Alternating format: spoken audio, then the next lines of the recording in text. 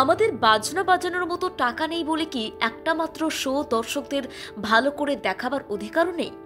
প্রেক্ষাগৃহে অন্য ধারার ছবির জনপ্রিয়তা, তাকে ঘিরে দর্শকদের উন্মাদনার ধাক্কায় অতিষ্ঠ ৫ নং স্বপ্নময় লেন ছবির দর্শক।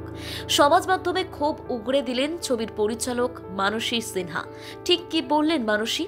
আপনারা তো দেখছেন, দুর্গাপুজোর মতো বড়দিনেও একগুচ্ছ বাংলা ছবি মুক্তি গত কয়েক বছরের ট্রেন্ড।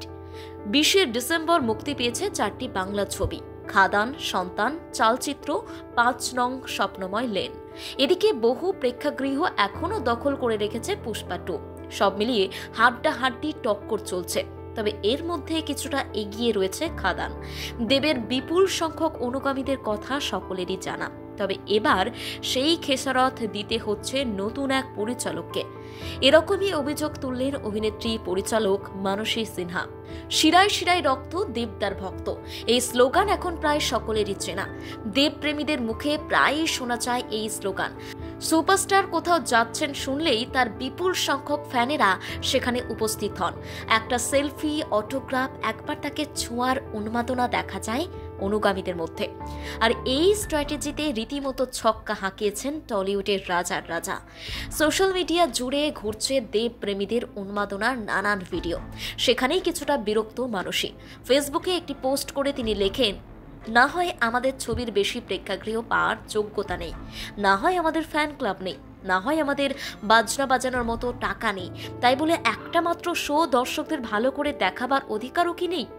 কিছুটা বিরক্ত হয়ে নিজেই সমাজ মাধ্যমে লিখলেন, পছন্দের হিরোর ছবি বলে কথা, নিশ্চয়ই নাচবেন, তাই বলে ভিতরে যে একটা অন্য শো চলছে তার কথা ভাববেন না।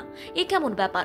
মানসী সিনহার আক্ষেপ, অন্য ছবিগুলিকে ঘিরে উন্মাদনার ভিড়ে ঠিকমতো ছবি দেখতে পাচ্ছেন না তার ছবির দর্শক। ফেসবুকে এসে সোজাসাপটাভাবেই লিখলেন, স্টারে মর্নিং শোতে শেষের একটু আগে পৌঁছে দেখি, ওরে বাবা কি আওয়াজ, ফ্যানরা নাচছেন, নিশ্চয়ই নাচবেন, পছন্দের হিরোর ছবি বলে কথা, তাই বলে ভিতরে যে একটা অন্য শো চলছে তার কথা ভাববেন না। এ কেমন ব্যাপার? এটা খুব খারাপ লাগলো। হল কর্তৃপক্ষ কি করতে পারেন যদি আমরা একে অপরের কথা না ভাবি? পোস্টে পরিচালক কারো নাম না নিলেও পরোক্ষভাবে আঙুল উঠেছে দেবের খাদান ছবিকে ঘিরেই, এমনটাই অনুমান নেটপাড়ার বাসিন্দাদের।